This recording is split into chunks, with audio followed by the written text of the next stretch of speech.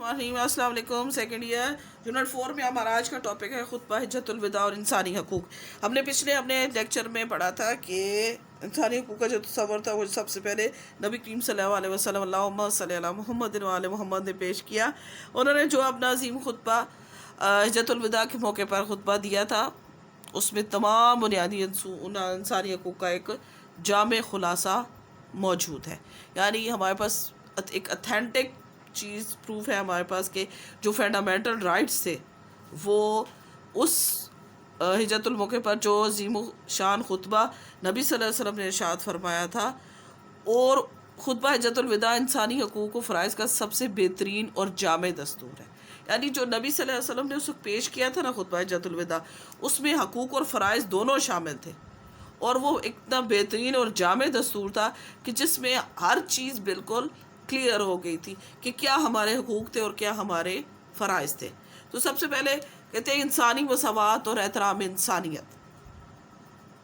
नबी सल्लल्लाहु अलैहि वसल्लम ने इस खुतबे में कहा कि उन्होंने फरमाया कि दुनिया के तमाम इंसान बिला तफरीक रंग व नस्ल बराबर है। किसी को काले को गोरे पर, किसी गोरे को काले के ऊपर कोई फ़ौक़ियत नहीं है। फ़ौक़ियत और बरतरी जो है सिर्फ़ तकवा की बुनियाद पर है, अदरवाइज़ कोई किसी को कोई बरतरी हासिल नहीं है।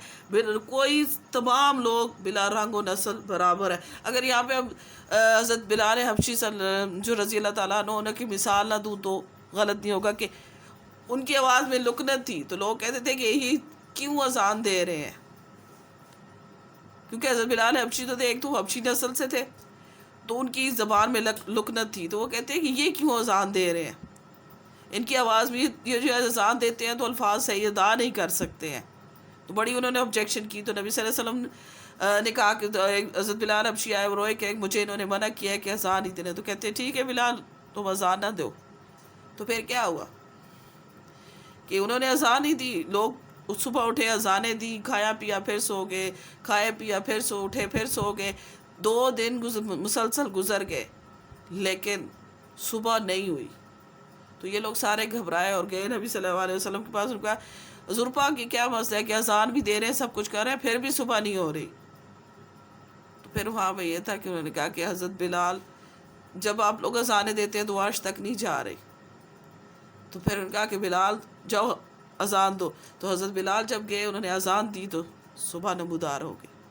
तो यहाँ पर ये कहते हैं कि बिला रंग और नस्ल हर जो बंदा है, नबी सल्लम ने कहा कि किसी को रंग और नस्ल की बुनियाद पर कोई बरतरी हासिल नहीं है, बरतरी सिर्फ तकवा की बुनियाद पर है। ठीक हो गया ना। दूसरे नंबर पे कहते हैं जान और माल और जायदाद का हक। नबी सल्लम ने खिता हिज्जतुल विदा में फरमाया क्या एक इंसान की जान और माल, इज़्ज़त और जायदाद दूसरे के लिए हराम है। कि जान और माल किसी की लेना, किसी की इज़्ज़त और किसी की जायदाद को लेना, ये एक चीज़ अगर बंदे की चीज़ है तो दूसरे बंदे के लिए वो चीज़ हराम है।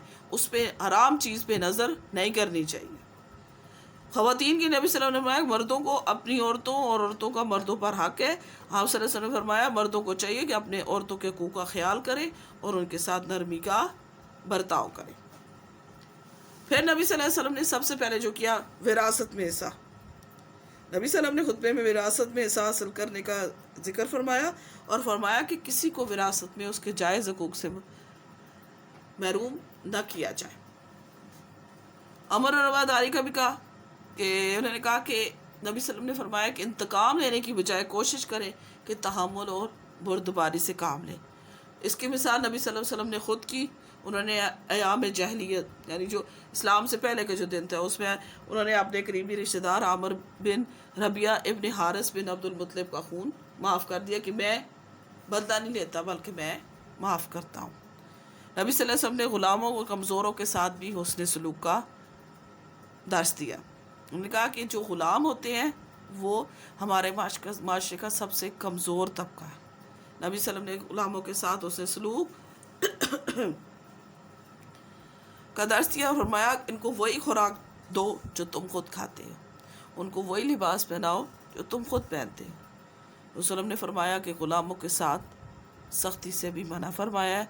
حجۃ الوداع کے علاوہ ایسے حوالات آتے ہیں جن سے ثابت ہوتا ہے کہ نبی صلی اللہ علیہ وسلم نے غلاموں کو آزاد کرنے کی حوصلہ افزائی بھی کی ہے۔ اس کے بعد کہتے ہیں حکمران اور رعایا کے حقوق۔ اس خطبے میں نبی صلی اللہ علیہ وسلم نے حکمرانوں اور رعایا کے حقوق پر بھی روشنی ڈالی ہے۔ رعایا کے لازم قرار دیا کہ جب تک حکمران اسلامی تعلیمات اور احکامات کے منافی کوئی حکم نہ دے تو ان کی حکومت دولی نہ کی جائے، اور وہاں پر حکمران کو بھی اس بات کا پابند بنایا گیا کہ وہ اپنی رعایا کا خیال رکھے، کہ اگر جو رعایا ہے اس کے لیے لازم ہے کہ اگر آپ کا جو حاکم ہے وہ اسلامی تعلیمات اور احکامات کے منافی کوئی کام نہ کرے تو اس کی حکومت دولی نہ کرو۔ اور اسی طرح سے انہوں نے حکمران کو بھی پابند کیا ہے کہ وہ بھی اپنی رعایا کا خیال رکھے۔ تو حجۃ الوداع میں حقوق کے علاوہ نبی صلی اللہ علیہ وسلم سے سیرت پاک کا مطالبہ کرتے ہیں تو پتہ چلتا ہے کہ ان کا مطالعہ کرنے اس بات ثابت ہوئی کہ حضور صلی اللہ علیہ وسلم نے دیگر کئی مواقع پر بھی ان تمام حقوق کا ذکر کسی نہ کسی حوالے سے ضرور کیا ہے کہ جو اب تک بھی ہمارے پاس موجود ہے۔ یعنی خطبہ حجۃ الوداع جو ہے یہ ایک عظیم و شان خطبہ تھا جو کہ تمام بنیادی انسانی حقوق کا ایک جامع خلاصہ تھا، اور یہ حقوق و فرائض کا سب سے بہترین اور جامع دستور ہے۔